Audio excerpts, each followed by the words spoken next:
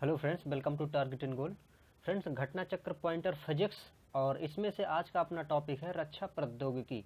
तो रक्षा प्रौद्योगिकी से संबंधित जो भी कंटेंट है आज हम पढ़ेंगे और इसके पहले वीडियोस जो भी हैं वो भी फ्रेंड्स आप देख लें ताकि आप और भी चीज़ों को अच्छा सा कनेक्ट करके सीख पाएँ। तो चलिए शुरू करते हैं आज का वीडियो। भारत की टैंक प्रतिरोधी मिसाइल। भारत की टैंक प्रतिरोधी मिसाइल कौन सी है? नाग है। तो देखिए, टैंक प्रतिरोधी मिसाइल का मतलब ये है कि वो मिसाइल जो दुश्मन के टैंकों को ध्वस्त कर सके, उसका नाम है नाग। अब ये जो नाग है फ्रेंड्स, ये नाग को अगर हम हेलीकॉप्टर से छोड़ते हैं तो इसका नाम हो जाता है क्या? हेलिना। तो अगर ये कहे कि हेलिना क्या है तो ये भी एक टैंक रोधी मिसाइल ही है, लेकिन कैसी? जब इसको हम हेलीकॉप्टर से छोड़ते हैं तो इसका नाम हेलिना हो जाता है।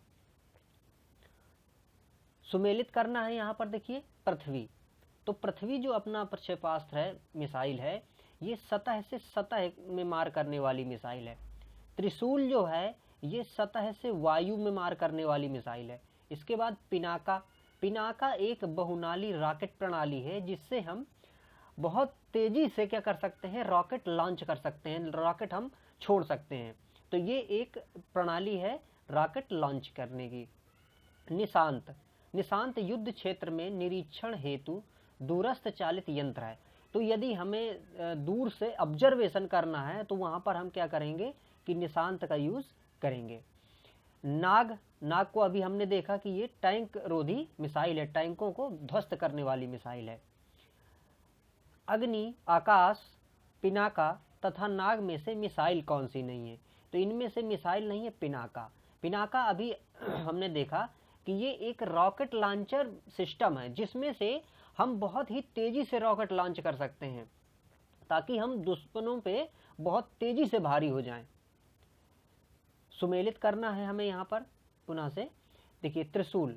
त्रिशूल लघु परास सतह से वायु में मार करने वाली मिसाइल है, प्रक्षेपास्त्र है। तो ये सतह से वायु पे मार करता है। पृथ्वी कैसी है? पृथ्वी सतह से सतह पे मार करती है।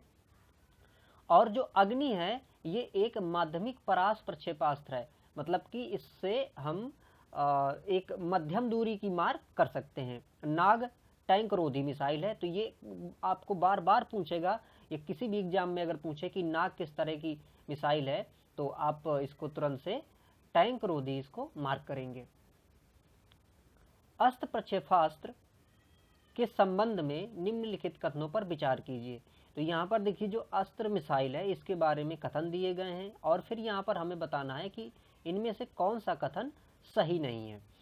तो पहला यहाँ पर कथन है, यह एक आकाश से आकाश में मार करने वाली बैलिस्टिक मिसाइल है। ये बात यहाँ पर ठीक है। इसका जो विकास है वो डीआरडीओ द्वारा किया गया है। ये भी बात यहाँ पर ठीक है। और इसका सफलतापूर्वक जो परीक्षण है वो 20 मई 2011 को चांदीपुर से किया गया था। चांदीपुर उड़ीसा में है और ये चांदीपुर एक व्हीलर आइलैंड था। व्हीलर आइलैंड का अब वर्तमान में नाम doctor APJ Abdul Kalam island कर दिया गया है, जहाँ पर ये चांदीपुर है।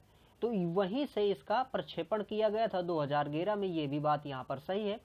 इसके बाद अगला कथन है इसमें कि यह 90 किलोमीटर दूरी तक शत्रु के विमान को मार गिराने में सक्षम है। तो ये देखिए गलत है यहाँ पर, क्योंकि ये 80 किलोमीटर इसकी रेंज है। तो अस्त्र के बारे में हमें ये वाली चीज़ें सारी याद रखनी है। प्रक्षेपास्त्र अस्त्र ये क्या है? एक हवा से हवा, मतलब कि एयर टू एयर मिसाइल है, मतलब कि हवा से हवा में मार करने वाली ये एक मिसाइल है जिसका यूज हम आसानी से कर सकते हैं। डीआरडीओ द्वारा जो मिसाइल कार्यक्रम बंद कर दिया गया है वो है देखिए त्रिशूल।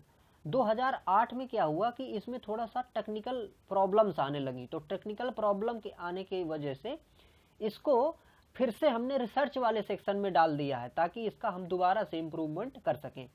कम दूरी का प्रक्षेपास्त्र त्रिशूल जिसका चांदीपुर से परीक्षण किया गया था, तो देखिए ये कैसा था? ये पराध्वनिक प्रक्षेपास्त्र था। पराध्वनिक का ये मतलब होता है कि कोई भी गति यदि ध्वनि से तेज चलती है जैसे, तो वो पराध्वनिक कहलाती है। भारत का लघु दूरी प्रक्षेपास्त्र कौन सा है? नाग। तो देखिए ये नाग जो है लघु दूरी की है, हम इससे एक लिमिट की दूरी की मार कर सकते हैं। और हम ये भी जानते हैं फ्रेंड्स कि नाग जो है क्या करता है कि शत्रु के टैंक को नष्ट कर देता है। और इसकी जो डिस्टेंस है, अगर डिस्टेंस की बात करें जैसे, तो ये मतलब मिनिमम 500 मीटर मार सकता है, और अगर और ज़्यादा मारना है तो 4 किलोमीटर मार सकते हैं इससे।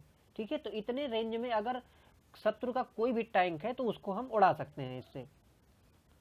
अग्नि नाम जुड़ा है भारत द्वारा तैयार की गई मिसाइल से। तो अग्नि क्या है, एक भारत द्वारा तैयार की गई मिसाइल है।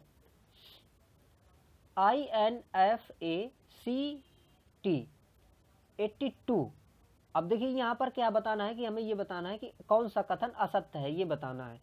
तो INFACT-82 भारतीय नौसेना का तेज आक्रामक या आक्रामक यान है, ये बात यहाँ पर ठीक है। अगला है कोई विषाणु पर्यावरण प्रदूषण कम नहीं कर सकता है, ये बात यहाँ पर गलत है। कुछ विषाणु ऐसे होते हैं जो पर्यावरण को प्रदूषण मुक्त करते हैं, तो इसलिए ये कथन यहाँ पर गलत हो जाता है। अगला है टाइफा एक कंप्यूटर विषाणु है, ये भी ठीक है कि टाइफा जो है एक कंप्यूटर वायरस रहा है। ब्रह्मोस एक सुपरसोनिक मिसाइल है, यह सुपरसोनिक क्रूज मिसाइल है, ये भी बात यहाँ पर सही है। तो यहाँ पर हमें असत्य ढूंढना था, तो ये दूसरा कथन असत्य था। सुपरसोनिक, देखिए अगर हम कोई भी वस्तु को अगर ध्वनि की वेग से तेज चलाते हैं तो कैसे, जैसे हमारा जो ध्वनि का वेग होता है ये 332 के लगभग होता है, कि 332 मीटर पर सेकेंड, इतना ये चलता है। अब इसमें से मान लीजिए कि इससे अगर तेज कोई वस्तु चल रही है तो हम उसको क्या कहेंगे, सुपरसोनिक कहेंगे। कब तक सुपरसोनिक कहेंगे, जब तक उसकी जो तीव्रता है वो 5 मैक तक होती है। मैक क्या है, मैक ये कहिए कि जो ध्वनि से तेज जो चलने वाली वो होती हैं उनको हम मैक में मापते हैं। तो जैसे हम कहेंगे 2 मैक, मतलब ये हुआ कि ये ध्वनि से 2 गुना, जितनी एयर में ध्वनि चल रही है इससे 2 गुना तीव्र चल रही है। 3 मैक, 4 मैक, 5 मैक। तो अगर 5 मैक तक कोई चल रहा है तो वो कहलाती है सुपरसोनिक। अगर 5 मैक से अगर कोई ग्रेट ज़्यादा अगर तेज चलने लगा तो उसको हम क्या कहते हैं, हाइपरसोनिक बोलते हैं फिर। तो यहाँ पर ब्रह्मोस जो है कैसी मिसाइल है, एक सुपरसोनिक क्रूज मिसाइल है, इसके बारे में ये था।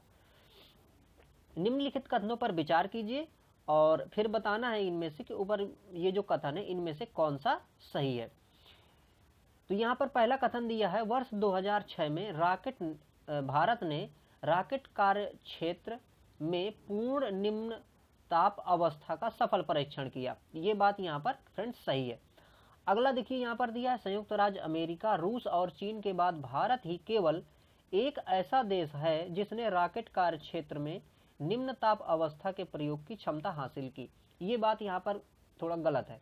इसलिए गलत है, देखिए अमेरिका ने किया, रूस ने किया, चाइना ने किया, इसके बाद यूरोपीय यूनियन ने भी ऐसा काम कर लिया है। ठीक है, तो इसके साथ साथ जापान ने भी ये वाला काम कर लिया है, तो ये कथन यहाँ पर गलत है।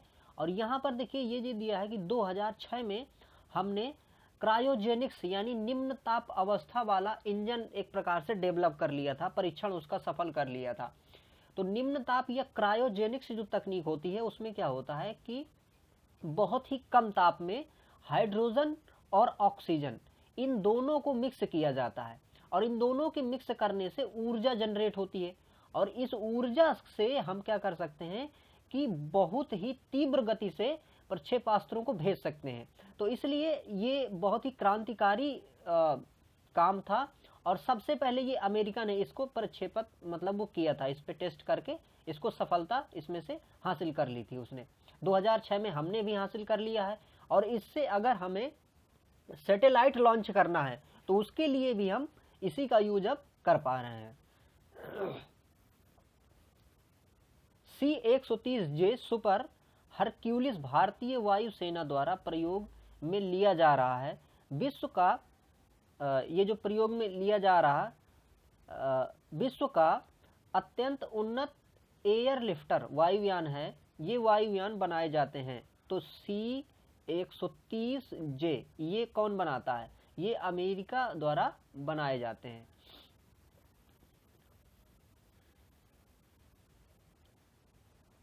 यहाँ पर देखिए कथन दिए हुए हैं और इन कथनों में हमें बताना है कि कौन सा कथन सही नहीं है।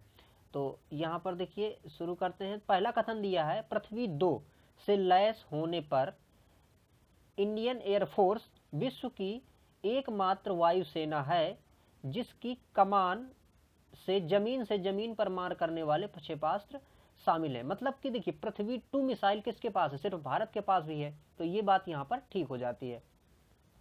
अगला यहाँ पर कथन दिया है, सुखोई 30 MKI जेट वायुयान हवा से हवा तथा हवा से जमीन पर मार करने वाले मिसाइलों को प्रक्षेपित कर सकता है, दाग सकता है। तो ये बात भी यहाँ पर सही है कि हमारा जो सुखोई 30 MKI लड़ाकू विमान है, ये हवा से हवा में भी मार कर सकता है मिसाइलों से, और हवा से जमीन पे भी मार कर सकता है।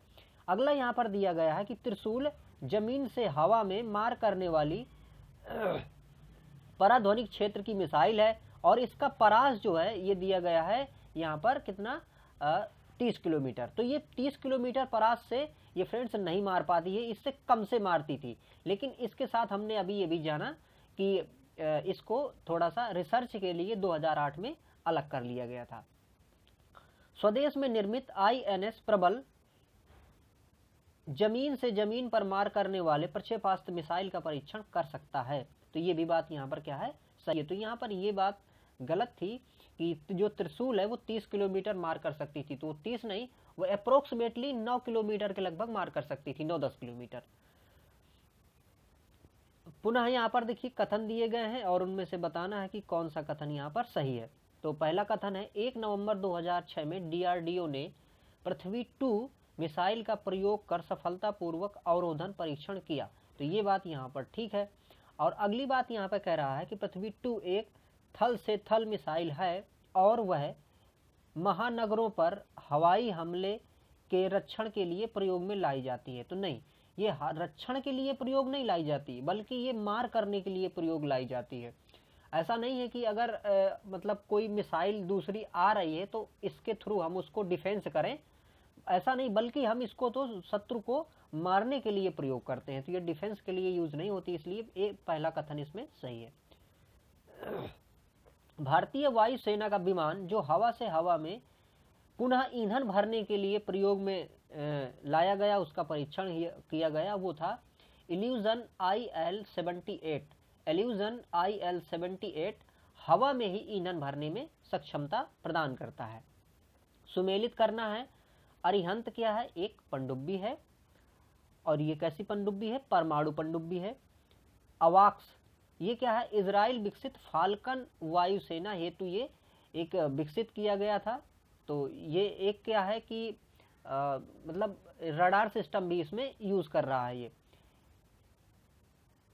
एटलस सेंटोर अमेरिकी निम्न तापी रॉकेट प्रणाली। देखिए अभी हमने निम्न तापी प्रणाली या फिर क्रायोजेनिक्स के बारे में देखा था।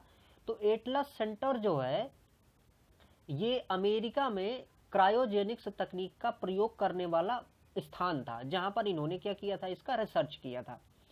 भारतीय नौसेना की नाभिकीय ऊर्जा द्वारा संचालित पनडुब्बी INS चक्र, ये नाभिकीय ऊर्जा से संचालित होने वाली एक पनडुब्बी है। अब नाभिकीय ऊर्जा का मतलब ये है कि देखिए जैसे अगर मान लीजिए समुद्र के अंदर जाना है हमें, तो हम कितना फ्यूल अंदर रख लेंगे, बहुत ज़्यादा फ्यूल तो नहीं रख लेंगे। हमारी पनडुब्बियाँ पता चले कि मतलब 1-1 महीने 2-2 महीने पानी के अंदर ही हैं, तो वो मतलब उनका जो सर्वाइव है वो कैसे हो पाएगा, किस तरह के ईंधन से सर्वाइव हो पाए।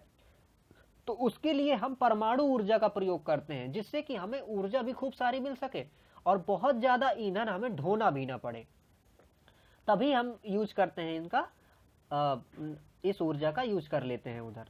भारतीय नौसेना की पनडुब्बी हैं जैसे INS और INS सिंधु रक्षक, ये सारी भारतीय सेना की क्या है, पनडुब्बियां हैं। अग्नि 1 प्रक्षेपास्त्र जिसका जुलाई 2004 में परीक्षण किया गया, उसकी मारक क्षमता 700 किलोमीटर से अधिक है, परंतु 2000 किलोमीटर से कम है। तो इसकी एक्चुअली जो अग्नि 1 है, अग्नि 1, अग्नि 2, अग्नि 3, इस तरह से हमने अग्नि 5 तक बनाया है। तो अग्नि 1 की जो मारक क्षमता है वो 700 किलोमीटर से लेकर लगभग 1200 किलोमीटर के लगभग है। एक स्वदेश निर्मित मिसाइल जिसकी मारक क्षमता 700 किलोमीटर है का भारत द्वारा 2010 में परीक्षण किया गया था। तो ये अग्नि 1 है। देखिए अब यहाँ पर देखिए कई बार इनके परीक्षण किए जाते हैं बार बार, तो चूंकि ये क्वेश्चन इसलिए यहाँ पर देखिए आ रहे हैं क्योंकि हो सकता है कि ये जो उस समय एग्जाम मतलब करंट में रहे हो तो आए हो, लेकिन यहाँ पर ये स्टैटिक भी है कि हमें ये जानना होगा कि अग्नि 1 की मारक क्षमता कितनी है, 2 की मारक क्षमताएं कितनी है। इस तरह से हम इसको कंटेंट को याद करके रखेंगे जो हमें एग्जाम में यूजफुल होगा। धनुष मिसाइल जिसका सफल परीक्षण भारत द्वारा 2010 में किया गया, इसकी मारक क्षमता कितनी है, 350 किलोमीटर है। भारत द्वारा विकसित ICBM जिसकी मारक क्षमता 2000 किलोमीटर से अधिक है को नाम दिया गया, तो ये क्या है, अग्नि 2। अब देखिए 700 से 1200 तक की जो मारक क्षमता थी वो अग्नि 1 में थी। इसके बाद 2000 से अगर हम ज़्यादा पे जाते हैं 2000 2500, तो यहाँ तक की मारक क्षमता किसमें है, वो अग्नि 2 में है। इसके बाद अगर अग्नि 3 में जाते हैं तो उसकी मारक क्षमता लगभग फ्रेंड्स 3000 से 3500 लगभग हो जाती है उसकी मारक क्षमता। और अगर 4 में जाते हैं तो हम लगभग 4000 किलोमीटर मार कर सकते हैं, और अगर अग्नि 5 में जाते हैं तो लगभग 5000 किलोमीटर मार कर सकते हैं। लेकिन हम ये भी सोच रहे हैं कि जो अग्नि 5 है इसकी मारक क्षमता को हम लगभग 8000 से 10000 किलोमीटर बढ़ा दें, ताकि हम देखिए ये जो अग्नि 5 है ये इंटरकॉन्टिनेंटल मिसाइल है। अग्नि मतलब कि इंटरकॉन्टिनेंटल, एक महाद्वीप से हम दूसरे महाद्वीप को मार सकते हैं इससे। लेकिन अगर हम इसकी और भी रेंज बढ़ा लें, मान लीजिए हमने इससे से 5000 से 10000 किलोमीटर कर लिया, तब तो हम इससे बहुत मतलब दूर तक की मार क्षमता प्राप्त कर सकते हैं। हंसा 2 नाम है। हंसा 2 किसका नाम है, एक प्रशिक्षण यान का नाम था हंसा 2। यहाँ पर देखिए हमें सुमेलित करना है। अर्जुन क्या है, एक स्वदेश निर्मित प्रमुख युद्धक टैंक है, तो स्वदेशी युद्धक टैंक है अर्जुन। सारस स्वदेश निर्मित नागरिक वायु सेना का मतलब वायुयान है एक प्रकार से ये सारस। ऑपरेशन सीबर्ड कारवाड़ में भारतीय नौसेना का नया अड्डा, ये है ऑपरेशन सीबर्ड। फाल्कन इजराइल द्वारा निर्मित हवाई पूर्व चेतावनी प्रणाली। अब देखिए जो फाल्कन है ये एक राडार सिस्टम है, और ये राडार सिस्टम इजराइल के पास है, और ये बहुत ही ताकतवर सिस्टम है। इससे आसपास के जो भी उड़ने वाले वायुयान हैं उनको बहुत ही अच्छी क्वालिटी से डिटेक्ट किया जा सकता है, और फिर उससे हम डिफेंस भी कर सकते हैं। भारत फाल्कन रडार सिस्टम, देखिए फाल्कन चूंकि इजराइल का है तो हम अगर परचेज करेंगे तो कहाँ से परचेज करेंगे इसको, इजराइल से। भारत ने बराक मिसाइल रोधी रक्षा प्रणाली खरीदी है, कहाँ से, इजराइल से। अब देखिए ये जो बराक प्रणाली है ये रोधी रक्षा प्रणाली है, ठीक है, और हमने खरीदा कहाँ से इसको, इजराइल से।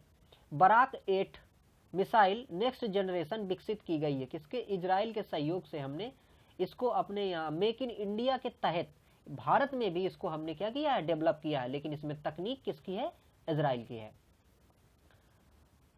भारतीय नौसेना के लिए चालक रहित हेलीकॉप्टर का विकास किया जा रहा है, और ये विकास हमने किसके सहयोग से किया था, इजराइल के सहयोग से।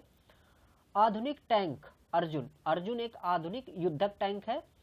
स्वदेश तकनीकी से तैयार किए गए प्रथम T-90S युद्धक टैंक को नाम दिया गया था क्या, भीष्म। तो प्रथम T-90 है ना, T-90S युद्धक टैंक जिसका नाम दूसरा क्या है, भीष्म। 25 जनवरी 2002 को अंतरिक्ष में प्रक्षेपित अग्नि प्रक्षेपास्त्र के बारे में ये जो निम्नलिखित कथन दिए गए हैं तो उन पे विचार करना है, इसके बाद बताना है कि इनमें से कौन से कथन सही हैं।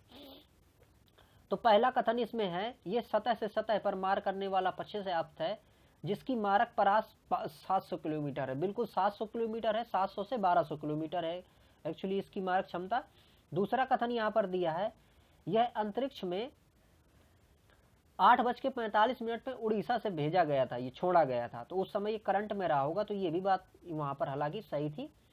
और अगला यहाँ पर दिया है कि यह 2 चरण वाला एक प्रक्षेपास्त्र है जिसके प्रथम चरण में द्रव प्रणोदक रॉकेट मोटर तथा द्वितीय चरण में ठोस प्रणोदक यूज करते हैं। तो देखिए यहाँ पर ये कथन गलत है, क्योंकि इसमें सिर्फ ठोस प्रणोदक यूज करते हैं। क्या करते हैं, सिर्फ ठोस प्रणोदक का यूज करके इसको हम संचालित करते हैं।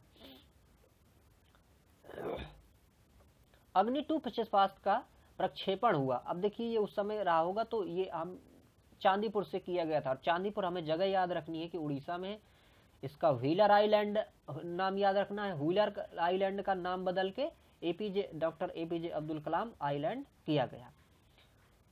अग्नि द्वितीय प्रक्षेपास्त्र की परास, तो इसकी परास कितनी है, 2000 किलोमीटर के लगभग इसकी परास है। 2000 से थोड़ा ज्यादा हम इसको कर सकते हैं। अग्नि 4 प्रक्षेपास्त्र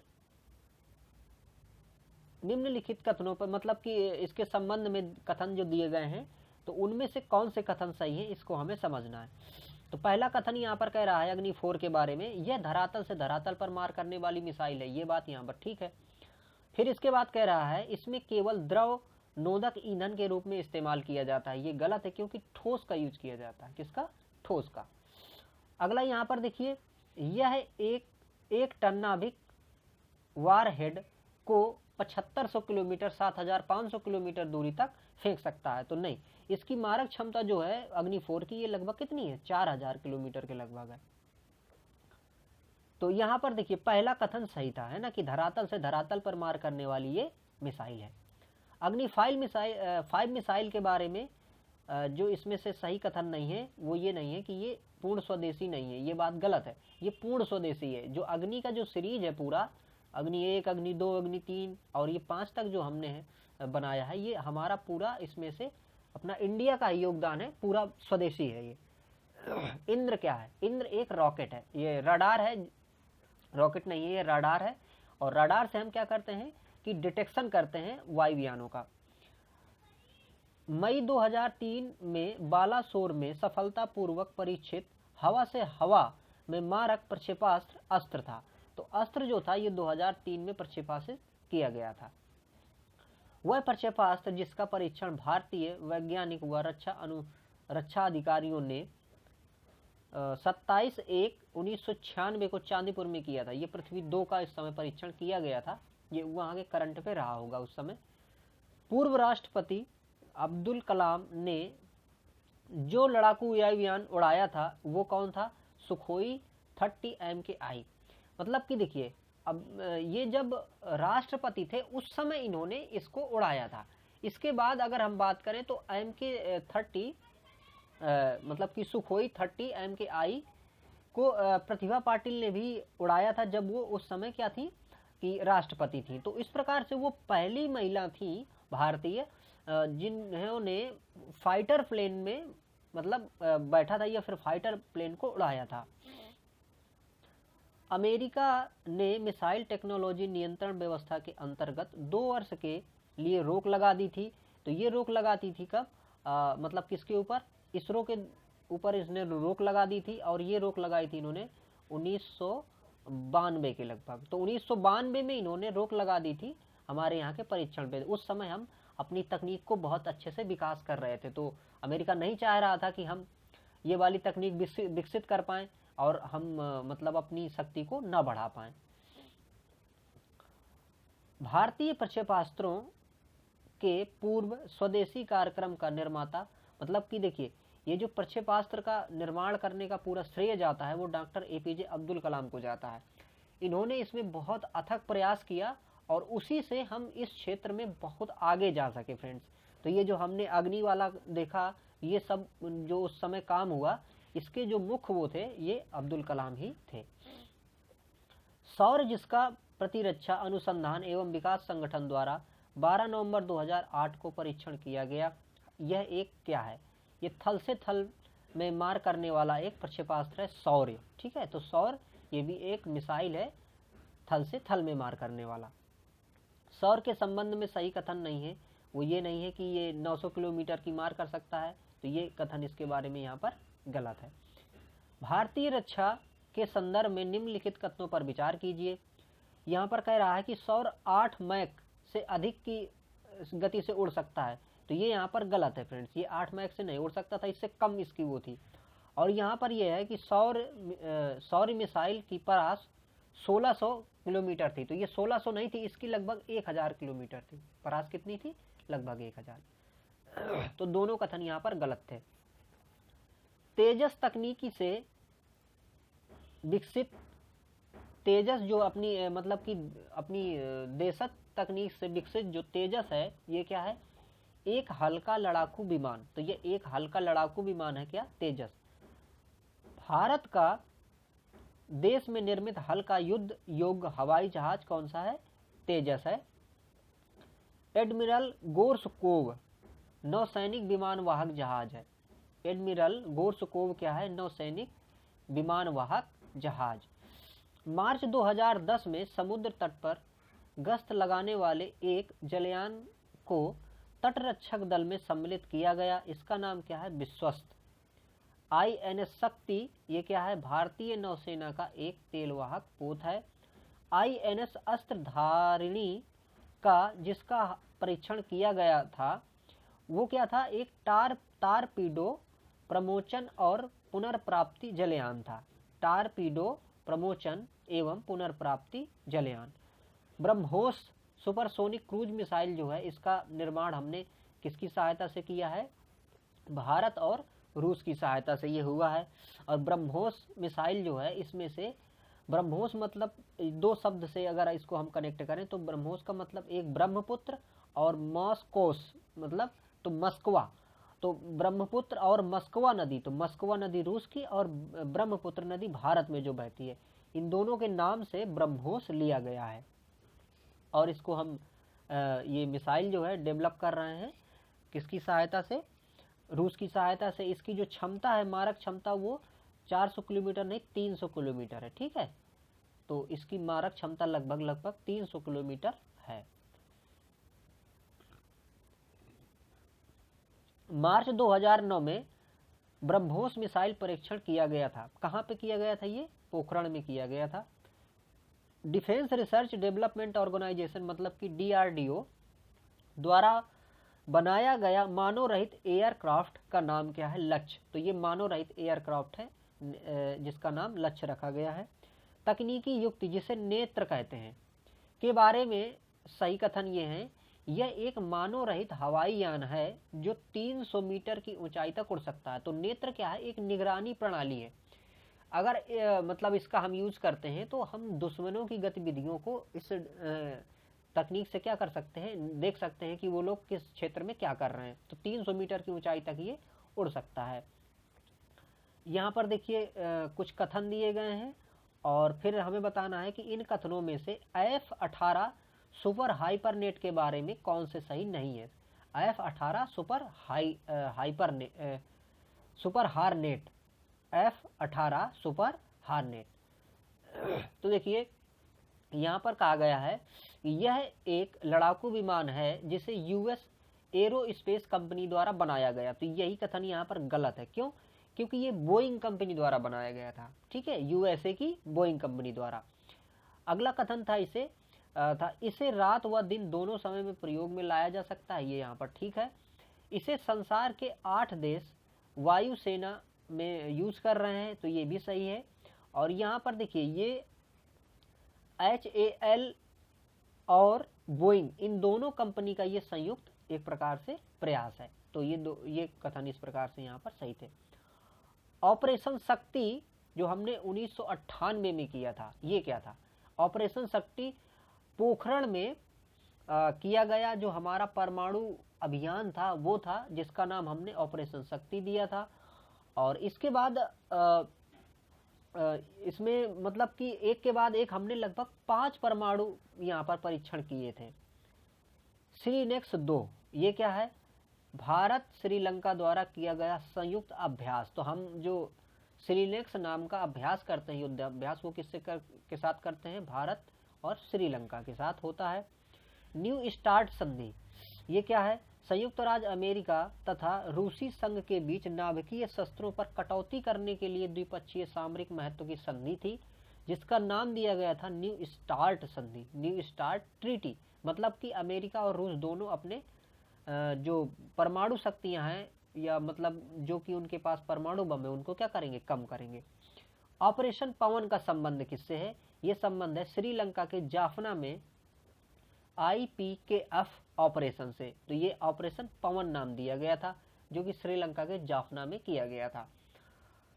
अगला जो अपना टॉपिक होगा फ्रेंड्स वो होगा प्रमुख वैज्ञानिक एवं उनके आविष्कार। तो जो प्रमुख वैज्ञानिक हैं उनके आविष्कार क्या क्या हैं, इसके साथ कुछ वीडियो और इसमें हैं और इसके बाद हम इसको पूरा कर लेंगे फ्रेंड्स। तो फ्रेंड्स इस वीडियो को आपने देखा, बहुत आपका धन्यवाद। और इसके साथ अगर इस वीडियो में या इस चैनल में आप नए हैं तो चैनल को सब्सक्राइब भी कर लें। Thank you for watching.